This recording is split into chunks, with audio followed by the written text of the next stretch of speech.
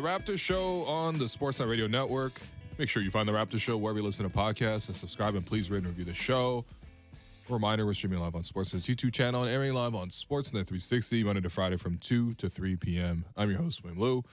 And joining us for the first segment is beloved former Raptor, quite honestly, CJ Miles, who also hosts a podcast over at Yahoo Sports Canada.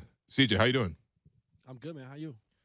I'm doing well, CJ. It's great to speak to you. And I think, for people who are trying to sort of catch up in terms of just like where you've been at the last couple of years, obviously we saw you on the Raptors for 100 plus games, knockdown shooter, right? You built that whole identity with the bench mob. But I think that, people probably want to know what you've been up to the last couple of years. So maybe we just start there. Man. So what was it? My last year I was in Washington after the trade and everything. I went from Memphis to Washington. I ended up having 2 surgeries within a year. Damn. A minor, they weren't really, but they just took time. So during that time, right after the pandemic happened, had my second daughter, decided to stay home and not go to the bubble and just recover and decide if I really wanted to keep playing. Came back, did a stint in the G League. Was just making the story short. Fast forwarded, got a 10-day with Boston, got back and really felt like, it was time,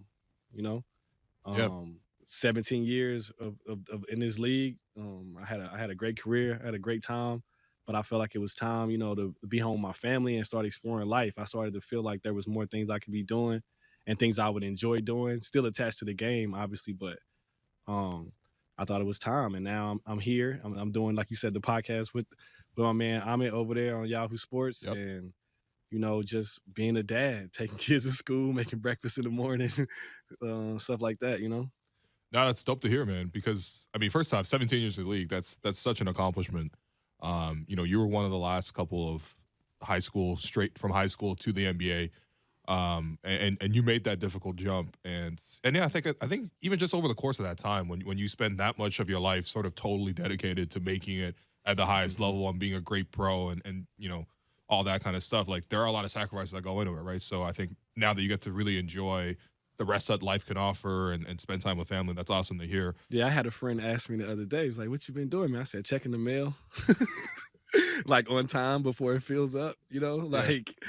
I just we laughed about it, but I'm like, it's really just that right now. Like whatever's next, so that's bigger than if it's something bigger than what I'm doing right now, it'll come. But I'm just enjoying it, enjoying life, enjoying what's going on. Yeah, no, I'm already watching the chat right now. People are already saying that they're asking if you could still play, if you could still shoot, because the Raptors have needed some help with the 3-point shooting front. Of course, I could do that. I could always I'll be able to do that forever. Like I don't go too long without still picking up a basketball. There's basketballs randomly laying around the house for that reason. Okay. So, but yeah, I still, I still tinker. I still like to shoot. I still like to play. I was playing pickup all through the summer last year. I'm gonna do it again this year.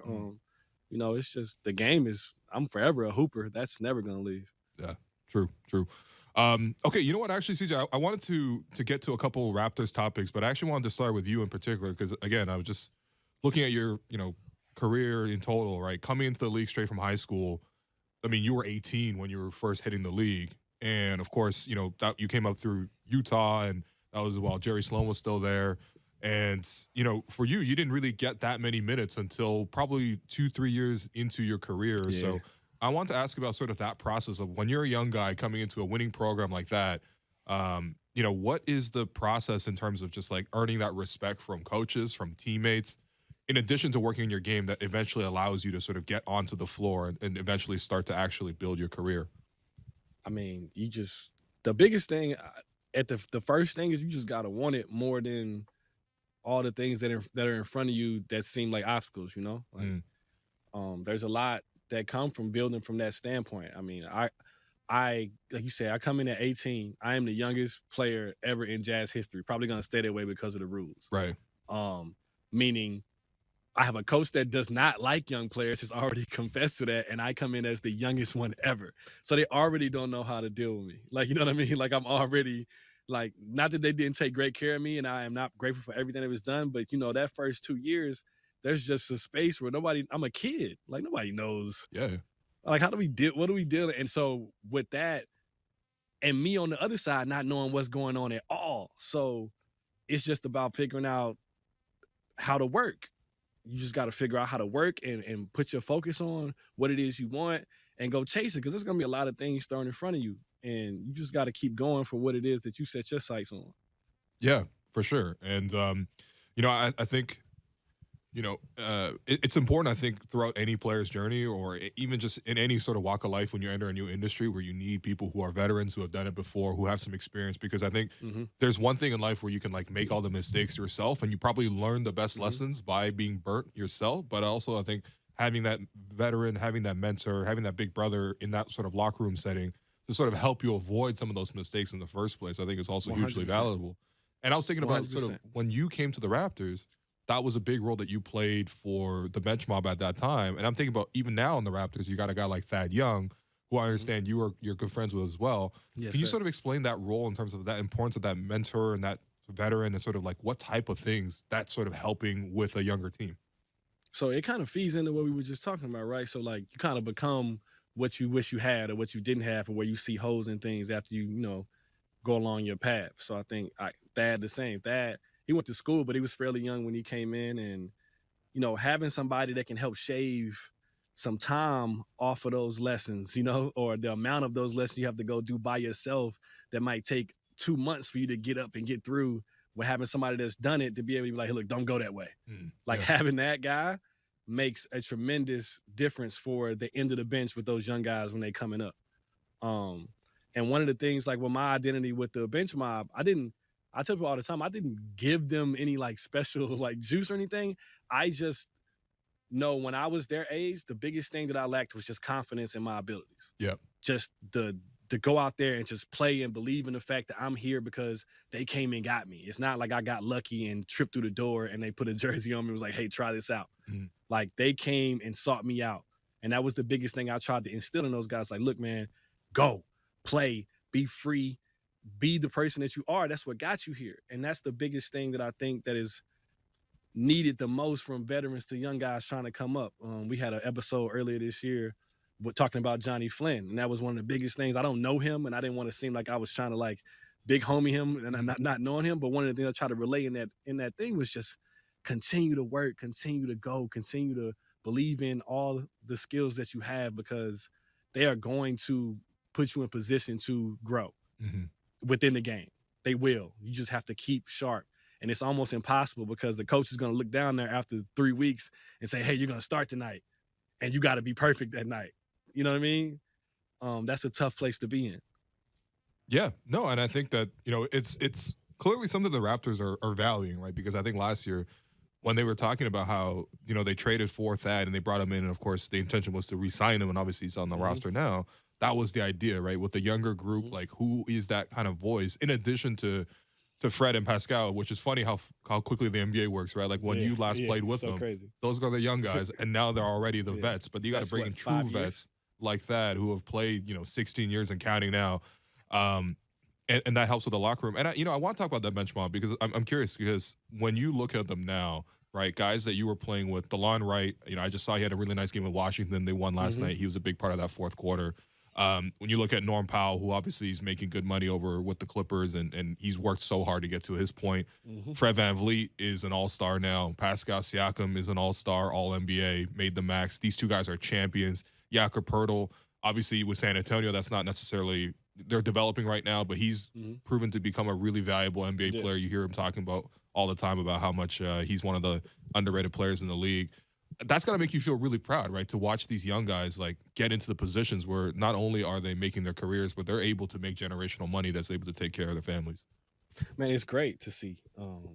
Just to see guys be able to take the opportunities and run with them, and to be able to create even bigger spaces for themselves than what was even thought in the beginning. Yeah. Like, and it's just proof that we don't know. Like you get a chance, and it shows you you get an opportunity, and it opens your eyes a little bit more, and it just determines on how much more you want to work if you want to make it bigger again. And that's what those guys did. They got their foot in the door, they got a little space. It's like, oh man, I could do this now. And they worked their tails off to go be better at that. Pascal, we can pick apart his game with things he didn't have 4 years ago to what he has now. And every time he got a little bit more time, he started adding a little bit more of this and then a little bit more of that. Next thing you know, you're all NBA. Just from working, just from keeping your head down. Nobody doing nothing special. Nobody coming and being like, we decided to make you the guy, because everybody thought he was just going to be a serviceable NBA player from the beginning. Yep, that's it. So it's not that they had this plan for him. He made the plan. Yep. No, it's funny because look, draft comps are famously like very hit or miss. Let's just say that. Mm-hmm. And sometimes one of the unfortunate patterns that come out of that is like you just end up comparing players who aren't from the States to other players from their country, right? So when Pascal came out, people were like, "Oh, that's the next Luc Richard Mbah-a-Moute," who had a long career and obviously is like a very respectable dude and all that kind of stuff. But I think for a guy like Pascal in particular, seeing his growth from you basically almost saw him as a rookie or as a sophomore, seeing him at that time grow into the player he is now, like that's got to be like one of the most improved players in the league, period. Like I can't go 5 guys in the league who have added that much to their game the way Pascal has. Not even, no way. Especially off the top of my head, I couldn't. It's pretty crazy. But the problem with the comparison thing, like you were saying, is that holds so much power, because if everybody goes into the draft process with that thought, and don't get me wrong, you can see guys as certain things and see that they have a skill set like a certain guy, but to give a name and say this is it, you pretty much plan on only using him that way when he gets there. Right. Like you even as a coach and as an organization, you put the box on him, and it makes it even harder for the kid to break the box down. Instead of giving him a chance, like, well, let's just say this is the basement, and let's just say, look, we know you can do this on your bad nights. Now let's see how much more we can add on top of that, because we have 6 extra years with you. Right. Mbah-a-Moute, the guy we're comparing you to, he's been in the league 10 years already. Yeah. Why are we comparing you to a guy who's, no offense to him, but who's a finished product at this time? Right. Why would we do that? No, I think that's where, especially for organizations, but even a good reminder for like us in the media now, it's just like to sort of have a bigger imagination for certain guys, especially for guys who put in the work, like a Pascal, like a Freddie, who you can see that if they work this hard, you don't want to put a ceiling on guys like that, right? Because you never know what that's going to turn out into. I think Pascal's a good example of that. Just thinking about the bench mob in particular, the other day, because we've been talking a lot on this show about how the Raptors can get more out of their bench, right? Because to me, on paper, it seemed like this year coming in, the Raptors had a deeper bench. But then as the season went on, it just wasn't really, connecting like that. But the last 2 games, the Raptors have done something completely different, where I felt like there's 2 approaches towards bench players, right? There's one where you bring in guys who can kind of replace a little bit of what the starters do, and then you keep playing the starters' style, and you brought in like maybe 1, 2, or 3 guys off the bench to kind of spell those starters. And then there's the other way, which I think the bench mob did a great job of doing, was bringing a whole bench unit together. Maybe 1 starter with that bench group, but that whole bench group is a very different way of playing as compared to the starters. And we're seeing that a little bit right now with the Raptors in this past week. When you think about those 2 approaches coming off the bench, first off, I think which one would fit this current personnel for the Raptors better? And also, like, as someone who has played both a lot as a starter and off the bench, how does that sort of change your mentality and approach as someone off the bench when you're coming in to play a different style versus when you're coming in to replace a starter and try to maintain that style? So as far as for this team, I think it's still hard to say, because I think I would like to see more of those guys, out there as a 5, like the bench, like a actual bench unit, really getting to rock out with, say, like, say it's Delano, Johnny. If Thad's not starting, Thad's the vet that's in the group. We throw Chris Boucher and somebody, just mixing up everybody that's not a starter, getting those guys real minutes together, really being able to build and attack, so we can sort of decide if they can do that. Because we talk about the bench mob, one of the things about that unit, we were totally different than what the first unit was. Right. And I think that's why it works. We were fast, aggressive, attacking, and everybody's attributes kind of helped the next guys. So I was good in that unit because I had Pascal and Yak playing the bigs who ran and screened, and I had 2 penetrating guards pushing the ball all the time. So all I had to do was kind of find space. The line and Freddie complemented each other because they both were tremendous defensively, one was bigger, could guard the twos, the other one could guard the ones, and they could switch when they needed to. One was a little bit better shooter at the time, so we could run plays with Freddie off the ball more, and DeLon can have the ball, vice versa. All these different things, right? Right. And these are the things that I think I would want my bench. That's what I would want to have. I want to have a unit that could bail me out on nights, because that's what we had to do. Some nights the starter's just not going to have it. Yeah. And it doesn't matter if you mix a starter in, or if that, or whatever kind of ways you want to attack it. But if I have a unit that I know can either build me a lead or take a lead from 5 to 20, or can close a gap to get me time to get Pascal rest until the fourth quarter, whatever it is, that's what I would love to have, because down the stretch in the season, those games are going to mean so much. There were so many games that first year that the bench unit just took the demand off the starters' legs to let us finish the season fresh, you know? Yeah. We got starters playing 38 minutes a night right now for the Raptors. Like, this happens routinely. And I think that's a thing that, you know, builds up over time. Yeah, no doubt. I mean, I'm pulling up that roster. First off, that 2018 Raptors team, that's still the season high or franchise high for most wins in a season, with 59 wins under Dwayne Casey, who won Coach of the Year that year. But I'm looking even at the minutes, man. The top minutes guys were DeMar and Kyle, obviously. You know, DeMar played 34, Kyle played 32. No one else even played more than 30, believe it or not. Like, a whole bunch of guys, Serge, JV, DeLon, Pascal, yourself, Fred, OG, Jacoproto. You guys are all in the 20s range, you know what I mean? But that's like a whole rotation. And I think that's probably where the Raptors are. You know, maybe they don't necessarily have the same, like, caliber and talent of guys right now, but I think that, you know, if they got back to that sort of mix, I do feel like there are going to be helpful elements that comes out of that. It also allowed us to have these nights where if there was a guy, like, say the starters don't have it going, and one of the bench guys has got it going, that guy could play 35, 36 nights that night. Yeah. We could let him rock out and throw it out there, and, like, you were never worried about guys being too taxed because it was such an even flow a lot of nights. And then there were nights also, like you said, where you mixed the starter. There were many nights where the first 4 of the bench mob would come in, and we would leave Kyle or DeMar in just to give them a different look at the defense. So the defense would have to guard them different, and we could try to get them going. So say Kyle hadn't really got going. He's been deferring to DeMar the whole first period. So 4 of us come in, myself, Freddie, so Kyle doesn't have to guard the ball, and then Yakin and Pascal come in, who change the energy of the pace. They run differently than Serge and JV do. So now they're way faster. Exactly. So now you got Kyle in so much more open floor, or DeMar in so much more open floor. Now we can get them 3 or 4 layups, get them to the free throw line, and now they come out at the start of the second, get a breather with their confidence rolling. Yeah.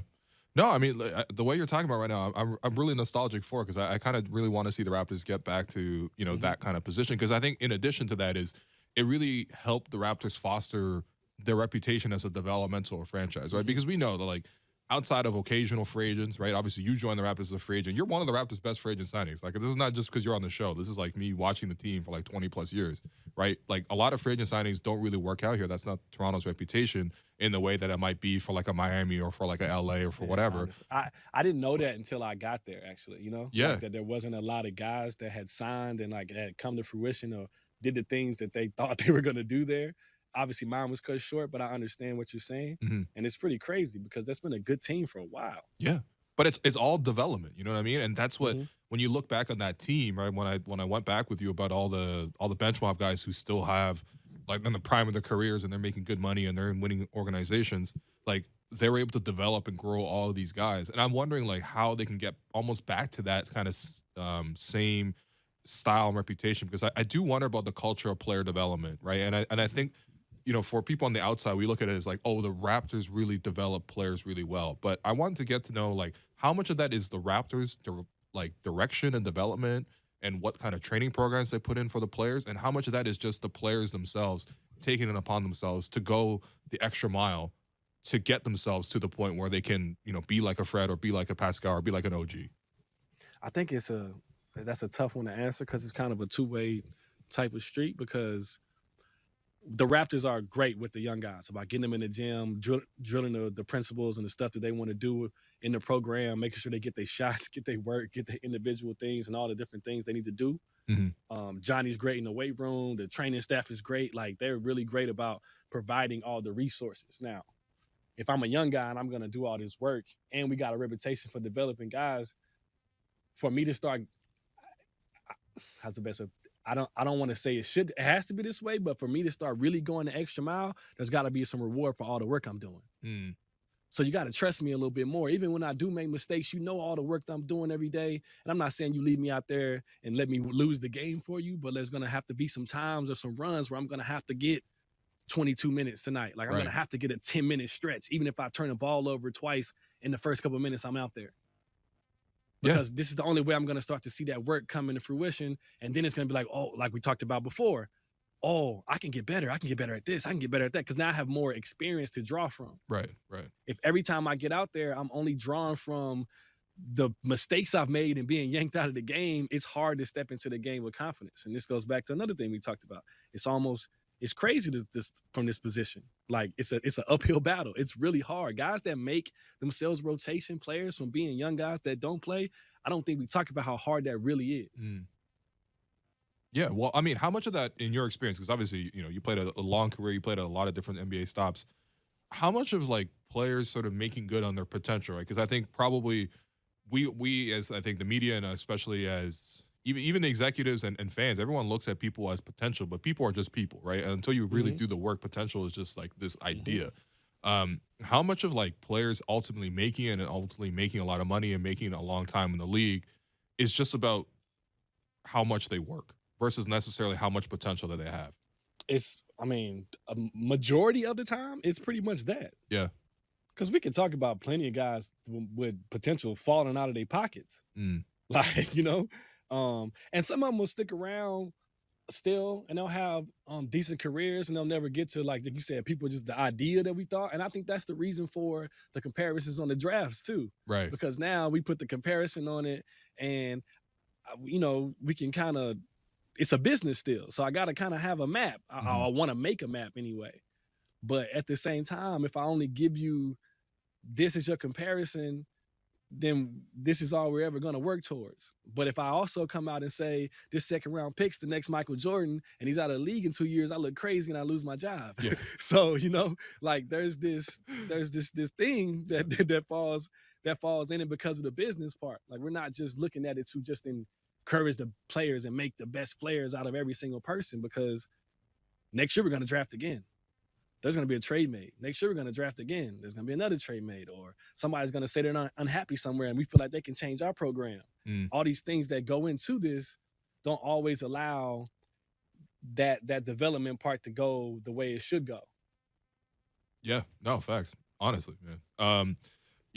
I'm thinking too in terms of, because we're talking so much about development and sort of team culture, right? The Raptors culture when you got there, obviously that was put in place. Kyle, DeMar, and obviously you have Dwayne Casey who put in that culture. And I think Nick Nurse has sort of maintained that culture as well, and maybe even grown it as well with his own take on things. But you had like entrenched leaders who are guys who people can look up to and essentially like fall in line, right? Like Kyle and DeMar were unquestionable leaders in that team. And now when you look at it, I think the leaders in the locker room right now are Fred and Pascal, right? And obviously you got a vet like Thad who can also provide his words as well. But this is like their team, right? Fred and Pascal in particular. And I think that, first off, even watching them grow into this leadership position, I want to ask you if you thought that they could have done that while you were there, obviously, because they were like sophomores at that time. Did you see that in them at that time? And then how have you seen them grow as leaders in terms of where they are right now? I definitely saw it in Fred, in the way he is now. I thought I didn't know Pascal would become the vocal side of leadership that he's become. Was he really quiet? What do you mean by that? Not quiet, just like the way he communicated didn't come off as that way, if that makes sense. Okay. Like he definitely communicated and he worked and he led by example and he did all the things he was supposed to do. I just didn't know if he would grow into the stand in front of everybody and say da da da this, that, and the third, or just be a guy to be like, get somebody on the side, talk to him here, do little subtle touches to make sure I'm felt, but not really a yeller or a talker or a screaming or that way. He's such a happy, positive guy. Sometimes the leaders got to go to the other side. And I didn't know if he would go to the other side, if that makes sense. Fair. But also, I knew they could be great leaders because they took so much pride in their work and what they did and how much they wanted to win. Mhm. That's one of the first things. They take so much pride in what they do themselves. Now we can hold the standard because I know, and you know, that I was here an hour and a half before anybody got here. Yep. Yep. And I did all the work and I did all the things and I stayed after and I worked out after the game, and through the summer I get better every year. Now that everybody else can see that, now we don't have to fight that fight. Now we just focus on what can we do to make everybody better, and let's win. Right. Yeah, and I think the point about leadership in locker rooms, I think, is again really hard for people on the outside who haven't played or who aren't in those rooms to understand, like myself, like the fans, where it's like, what does this mean? What is leadership, right? We look at things like we can see things that are more tangible, like the stats or like even just the plays that they run and stuff like that, but we don't see leadership in that same way. And I'm curious, like, have you ever been a part of a situation where like the leaders of the team are taken away from the situation, and then there's like almost like a leadership void where there's a chance for other people to step into it, but you also don't know who is going to step into that, and sort of what effect did that have on the team culture overall? Yeah, just because sometimes some guys just don't, what's the lack of a better word, they don't vibe with each other. Like even if it's a guy that we really got set as the guy, he can't always reach every person. Okay. And it's not that they don't dislike each other, or it's that they just it don't register the same. Sure. Which is why there's these gaps during the season where guys have to, this is what the biggest thing vets it for. So I think like my role when I came into Toronto, like you said, DeMar and Kyle are the guys. They're the leaders. We know this. Like it's set in stone. Everybody knows this. This is why the team is so good, because we understand this. We understand what we're trying to do. But at the same time, I step into this team as, at this time, 13 years? Whatever it is, how many years in the league? There is a responsibility that I carry with those years behind my name. Like, I should be able to fill those gaps. Or I should be able to go to Kyle when Kyle needs somebody to nudge him. And DeMar, the same. And it don't have to be enough. Those guys don't need to be motivated often. But it's hard for a first or second year guy to nudge them on the back, like, hey, man, I need you to come on. Right. Like, it's hard for them to do that. Sure. It's a lot easier for a dude you've been playing against for the last decade to come nudge you on the shoulders. Like, I know you got more than that. Right. Respectfully. Yeah.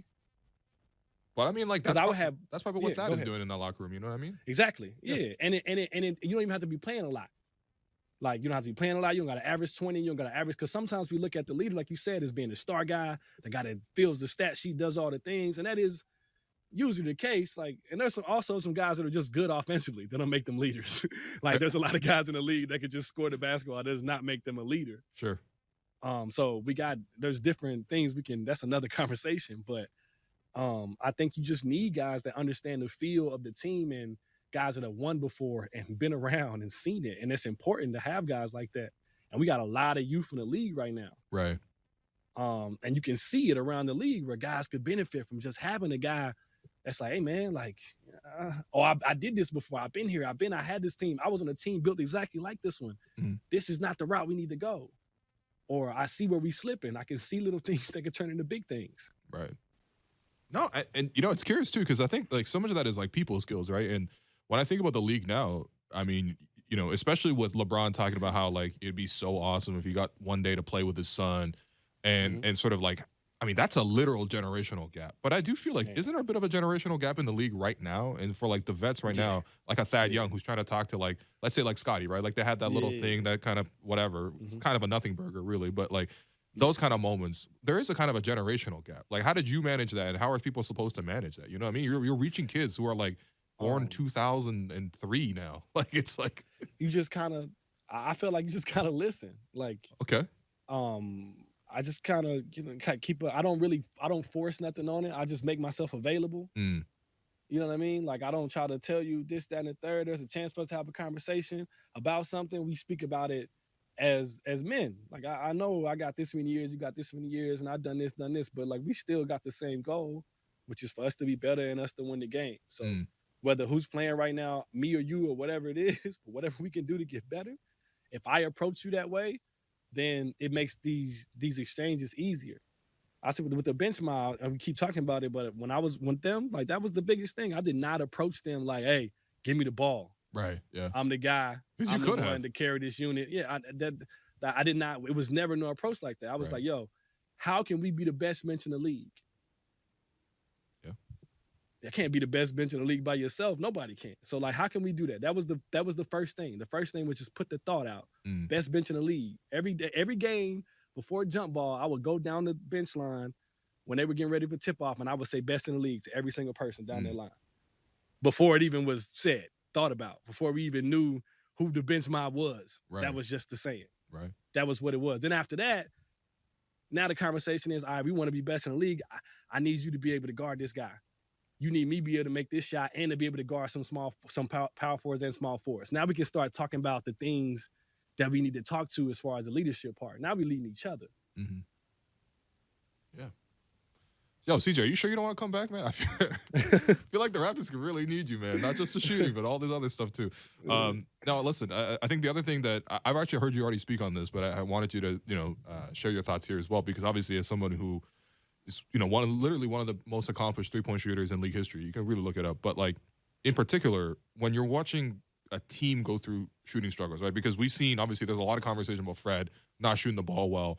But if you look across the board, like, I mean, Gary's been hot recently, so his numbers are coming back. But like, Gary for a long time was below his league average or season average. OG was below his career average. Like, there's just like, it felt like across the board, nobody was shooting threes well. Have you seen, like, how does a team slump? You know what I mean? We've seen individual players slump, but how does a team slump from three? I mean, shooting is like we know, a large part of confidence. That's the reason why for so many reps. So like, if we got this thing on our back every time we walk in the gym that nobody's making threes, nobody's gonna make threes. Like, okay, because you notice like the other night, how many did they make? They 20. set the 20. Yeah. And multiple guys made threes. Well, I mean, I think OG had 6 that night, but then you see other guys feed off of that. Now he's got Precious 3, hit 3, he's like, got 2. You know what I mean? Like, it starts to roll because guys are stepping into those shots with confidence. But the biggest thing is they got to keep shooting it. They got to keep shooting the right ones. They got to keep shooting the good ones. They can't go out of their way to avoid them, but they can't go out of their way to be so aggressive shooting them that they continue to take tougher ones and it doesn't help. It's a thin line. That's fair. But it's just them moving the ball with confidence and shooting it with confidence.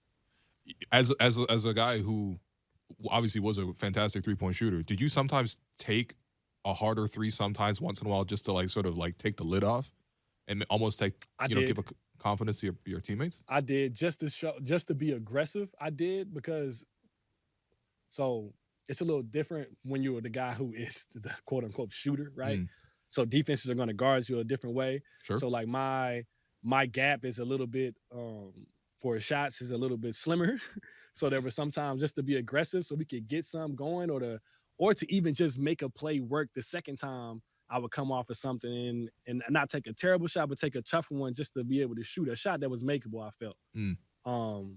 And just to open the gates, because now I come off of this shooting it, now somebody else guys help, I kick back, now that guy's three is wide open. Right, yeah.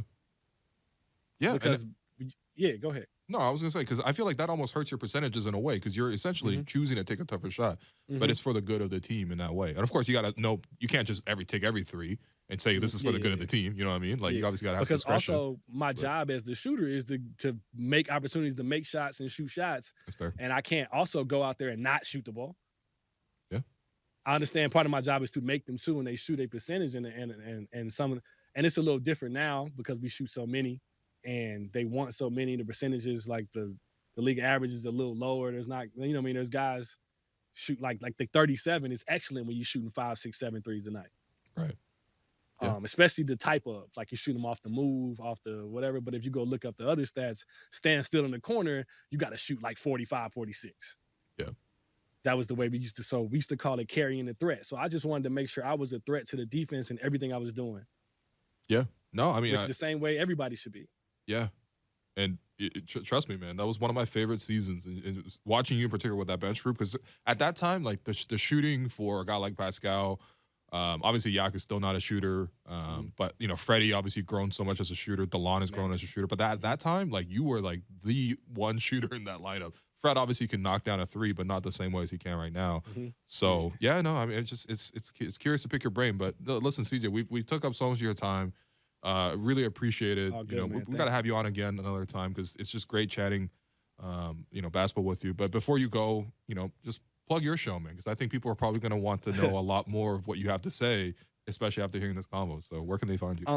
Yeah, so me and my man Amit, Strictly Hoops, CJ Miles, name of the show. It sounds funny saying my own name like that, but Yahoo Sports. It's on Raptors Up and everything. Yep. We got it's the visuals on YouTube. I film it here at the crib, so we have a good time. We talk about the Raptors, we talk basketball, we talk about the league, and we just chop it up really, kind of like we did today. Right. I think that's one of the reasons why this has been so good for me and interesting for me to step into because no offense to media, but I'm not media. Like I'm a basketball player. Right. I'm a hooper. I'm a guy that was in a locker room his whole life and then half his life in an NBA locker room. So Hmm. the perspective and the things that we can kind of get to and talk to, my goal is to bridge that gap with fans, some of the stuff that's said or not said or they understand or don't understand. To be able to just talk basketball in a safe space. Yeah. No, that's dope, man. Appreciate you, CJ. And yeah, I hope you take care, man. And go Yeah, listen to man, you CJ's too, pod. man. Thanks for having me. All right, we're gonna take a break right here. I've been your host, Will Lou, and you've been listening to the Raptor Show on the Sportsnet Radio Network. On the other side of this break, host, producer Alex Wong makes his daily 10-minute debut.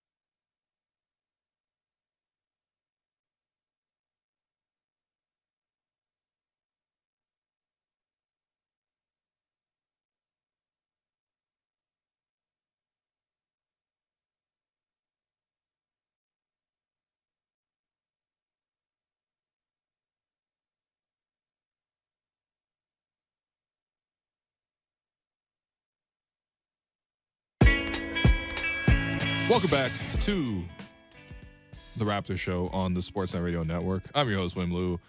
For the second segment, I'm Joe, my producer and co-host Alex Wong, who is in the back listening to our interview with CJ Miles. And yeah, great dude, man. No, I love CJ. CJ was. HR. Shows a Derek Vandale. No. I don't think we heard that, Derek. Let's play that one again. Anyhow. Anyways, that's my new intro on the show. It should be ni hao and huang ying instead of hello and welcome, man. No, CJ is one of my favorite players to talk to.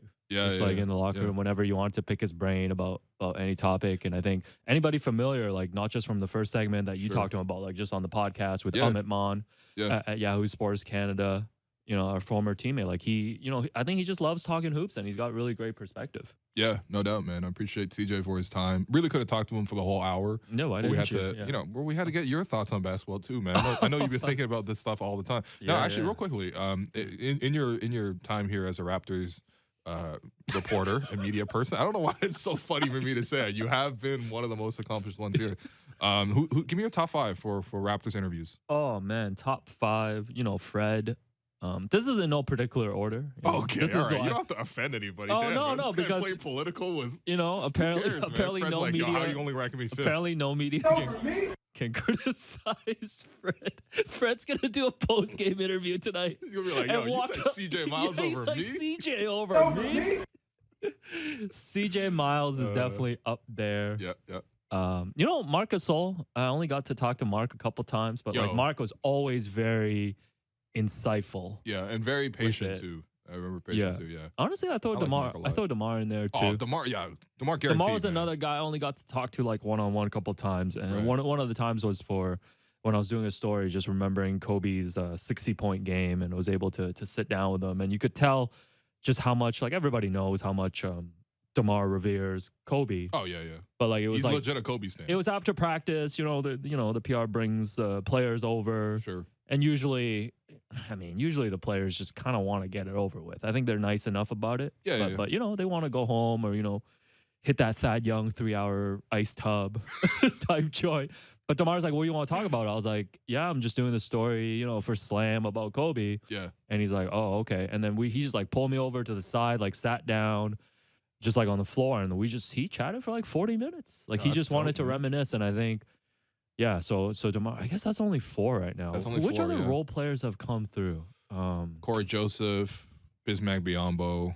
Yeah, Jonas Valanciunas. You know what? Can I just throw Terrence my Ross. Throw my guy Serge Ibaka in there? Yeah. You know what, Serge? The only thing with Serge is he would have to like take like literally an hour of like conditioning afterwards. Yeah. Let's just say that. Conditioning in terms of lifting weights, conditioning in terms of putting on conditioner. You know what I mean? Like, but all sorts of conditioning. Not if you go to even if you go to his condo, it's an hour wait. I was gonna say, what are you talking about, man? We always tell me you and I haven't been waiting there with Jordy. We drinking flow water. Jordy. We live in our raps, man. That's really how it goes. There was one time when I interviewed him, and I think you interviewed him. I think we've talked about this. Yeah. And there's just some confusion. Well, one of the times, because I knew it was gonna be on camera, so like I didn't even dress up for it. I just put on like a dress shirt, and Serge was. You didn't come to Serge's condo with an H&M bag, like you did the other night. Not this time, unfortunately. No, the dress shirt was from Zara actually, but okay. I showed up at Serge's house to interview him after you had interviewed him. Yeah. And Serge came up and he was like, he's in his sweats and he's like, damn, why are you dressing better than me in my own house? He said that. So that's big compliments, man. Apparently, no, he was literally just in sweats. But look, we've been really blessed, man. We've had a lot of good interviews in this team. I think, by the way, Gary has really emerged. I really like interviewing Gary. Yeah. Sometimes post game, like I think he's real serious and real locked in. You know what I mean? Yeah. Like I don't mind that at focus, but I think yesterday at practice was a good reminder of how good of an interview Gary is. Yeah, got it from his dad. No kidding, man. Gary Trent Sr. actually number 1 on that list, man. Still can't believe he was like, yo, you don't have Jay-Z as your GOAT? I was cooking on that stove. I was like, oh no, okay. No, we've had some. I don't have his number. So anyway, we're confirmed. Media's in the bag for Fred, is what you're saying. So this is what you're saying. Sure, yeah. Whatever people want, it's all good. Yeah. I'm chill. Happy Thursday. Yeah, we were. Oh, Oh, yeah, yeah, we Utah? didn't even include Utah You know Watanabe. what? I on actually that watched the Yuta Watanabe interview yesterday. He did one with the Nets. Right. And it was like 30 minutes, which was Yeah. it was quite good. But I also knew every answer he was going to give because Oh, I've okay. also known everything about Utah basketball-wise now. Yeah, But that would be good for him, your. man. If you were on Jeopardy, that would be your. My category? That would be your category. Utah Watanabe. Yeah. What would be the $1,000 question for Utah? I think like his hometown or something. No. Do you know the Kagawa Prefecture? Yeah, I know the Kagawa Did I Prefecture. say his That's name? $800. $1,000? Yeah. Shoshin and Kenkyo. Oh my man. God. You know what? $1,000 will be who is Deep cut. Utah Watanabe's main on Super Smash Bros. I even know that. Okay. The $100 Fox, question would definitely be like Ramanishan. Like, this was the spot that he frequented Yeah. when he lived in Toronto. Facts. No, you could feel that. No, No, legit would be one of my Jeopardy questions. Shouts to JR Manatad too. Third Asian of this show. We were just chatting with him, and the other night when you brought your H&M bag, as I mentioned it a second time, when you went shopping at H&M. Yeah, I just bought one item, man. This your king right here, man. This is the center of the Raptors show universe. Yeah, that's what it is. Shows up with an H&M bag. He was deep in it too. Don't worry, I won't snitch on that one. Yeah, Anyways, yeah. JR and I were trying to. JR was in the Bogo booth, lifestyle. and we were trying to figure out if the Raptors had players that were H&M, that would be a sick nickname. But But it would require Hernan Gomez and Malachi Flynn you know what? to really pull it off. I want to see Like, one and play involving we got those an two guys H&M today. bag like off the bench, like they're in their H&M bag. That's actually tonight. pretty hard. Yeah. I like that. While you were having serious conversations with serious people in the business. Right. Yeah, that was per sources, everything like that. But Yeah, no, I it mean, was it was a great vibe in the media room. Shout out to Jeremy as well. Interviewed me for his Chinese blog. Oh, which, yeah, by the way, yeah. so like, do you have again, a presence in China? What's going on? no, man? but he was telling me that Okay. he's like, if you actually just did your whole Raptor show but in Mandarin, our viewership would be in the millions. Oh, seriously? He's like, yeah, because we always kind of big time him a little bit, not even big time him. He's No, just, but he has a bigger reach than us, is what you said. yeah, right? yeah. He's like, yeah, my vlog does like 1 million views. On Shouts to Jeremy. on He works Weibo or for whatever. an outlet in China China. Mobile. China Yeah. Mobile. So he's like, yeah, my blog does 1 million views, and I'm like, oh, word. That's okay. not what the Raptor show does, Yeah, unfortunately. let's, pull up those YouTube. So views. maybe you just got to speak Chinese, like for real. we can do that. Yeah. Okay. Just yeah. You want to do a Mandarin show? I already Every spoke week? Mandarin in this episode today. So Yeah. Were you ever asked to do Mandarin interviews? I was during the championship. during the championship year. There's one guy Because I know for sure. who came up to me. He's like, I yo, know can you do this interview? I know and the if- homie. Yeah, Ranjan. Yeah, shout out to him, man. I have him on WeChat. Oh, yeah, of course you do, man. He said, "What's your WeChat number?" Damn. We really talked pure hoops with CJ for 35 minutes, and then you came in and Like we I haven't said, said a man. single thing about basketball. Yeah. Derek and Jennifer, we'll be saving that Chris Boucher clip for tomorrow. Oh, okay. Oh, wow. We're rationing our content throughout the week. But no, it was, he was like, can you do this interview in Chinese? And I was like, look. And man, did you do it? No, because I'm like, I know how to speak Chinese to to converse with my parents. Can you talk to ball? order food. Can you talk hoops in No, Chinese? I realized I didn't even can't know either. some of the the terms. You know what I mean? Like I don't even know what Pick and roll. Mavericks are in Chinese. Although actually, Stagger. that one I know. Yeah. Yeah, like, I can't it's say, like, double it's small pin down. horse. Yeah. Yeah, small horse is really the Mavericks one. But It's always Yeah. funny when parents, like Chinese parents, try to talk hoops, right? Because like they don't know half of the players' names. Yeah, yeah, like they know kind of, and then when they say the Chinese, when the team names in Chinese, they're pretty funny. sure, yeah. So Yeah. because there's a whole thing about the nicknames being really funny, right? Yeah. Like for example, Giannis's nickname is It's just, just letter, alphabet? letter bro. Oh, okay. Yeah. No, he letterbox, man. That's great. Yeah, basically. Yeah. Damn. Yeah. No. These transitions are hilarious, man. What did you have in this topics, man? All-star voting. Yeah. All-star Pascal's voting. still 6th. Pascal Siakam is 6th. Can we get a K-pop star to just hashtag Pascal Yo, or something I'm like not that? even joking about this. So Yeah. I was down at practice, and Again? one of the media gurus were Attendance. telling me that actually I'm perfect 2 for 2 this week. Yeah. But one of them were telling me that I'm hitting, Pascal like, had actually just Cavendish, done. what? I don't even know what you mean by that, but yeah, Pascal was doing a live stream in China, and it had That's like 6 right. million viewers. But did they all vote? I don't know, but 'Cause like if 6 the link million to people vote voted- Pascal was at the very top of the stream, Yeah. and it had 6 million people viewing, and if even 1% of the people hit vote for Pascal, Yeah. that's a lot of people. Yeah, because Pascal is 6th right now, Yeah. and the number 1 vote getter in the front court has 4.5 million votes. That's Kevin Durant. Okay, yeah. Could have been Raptor in the summer. So yeah, fair enough. I mean, look, Anyways. he's not going to get into the top 4. It is what it is. KD, Giannis, Jason Tatum, No, that's Joel tough. Embiid. You're not going to crack That's that. star power. But he'll make the bench. We know that. Yeah, no, for sure. And now it's time for Between the Lines, brought to you by Bet Rivers. It's a whole new game. Okay. Do you know, Will, the Toronto Raptors are playing the Charlotte Hornets once again tonight in the second half Lovely. of a home and home again back-to-back. The Raptors are -8 favorites at home. The injury report, exact same as Tuesday. Kelly Oubre Jr. is out. Gordon Hayward is doubtful. I don't know if you've heard Otto Porter is out for the season. The Raptors are looking for their first 3-game winning streak of the year and are 8-point favorites. Will, is it going to happen tonight? I think it was going to happen tonight. I thought Charlotte played like one of their best games the other night. That was not an NBA game, by the way. It was a Rico Hines A run. little pickup game. Rico could have coached that game.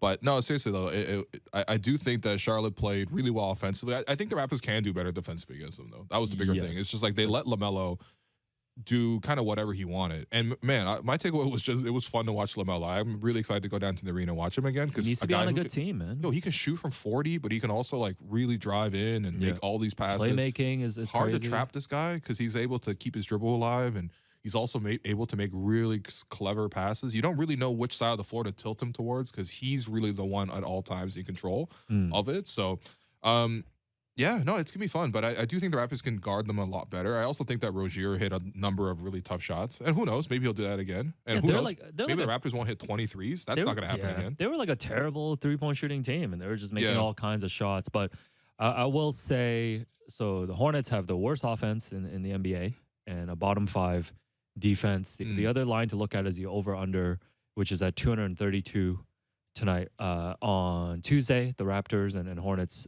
hit that total. They were 252 points combined. Damn. And the Hornets have allowed over 120 points in 4 of their last 6 games. Yeah. So maybe the over is something to look at. Oh, you go for a parlay, huh? As well.